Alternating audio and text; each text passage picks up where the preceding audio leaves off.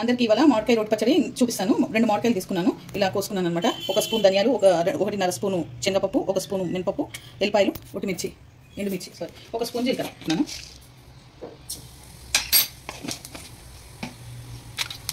ధనియాలు, మినపప్పు, శనగపప్పు వేసేసుకుంటాం.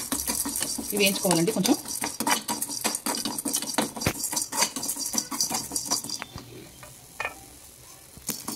ఇలా వేయించుకోవాలండి. త్వరగా ఏగిపోయాయి. ఇప్పుడు ఒటిమిర్చి వేయించుకోవాలి.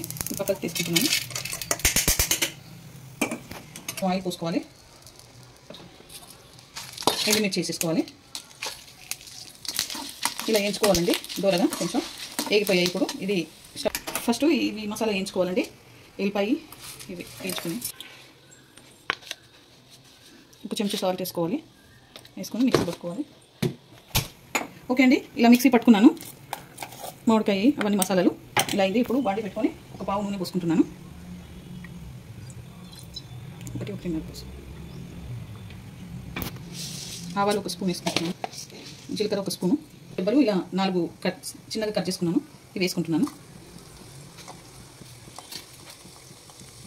2 ఒటిమిర్చి వేసుకుంటున్నాను. ఎండుమిర్చి,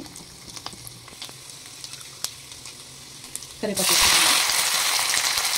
ఓకే అండి, ఇప్పుడు ఈ పచ్చడి అంతా దీంట్లో వేసుకుంటున్నాను. ఇది 1 వీక్ దాకా ఉంటుందండి, నిలువ ఉంటుంది పచ్చడి. చాలా బాగుంటుంది వేడివేడి అన్నంలో. ఓకే ఫ్రెండ్స్, ఇది చాలా బాగుంటుంది. మీరు కూడా ట్రై చేయండి. ఈ వీడియో కనుక నచ్చితే లైక్ చేయండి, షేర్ చేయండి, కామెంట్ చేయండి, సబ్స్క్రైబ్ చేయండి. చాలా బాగుంటుంది. మీరు కూడా ట్రై చేయండి.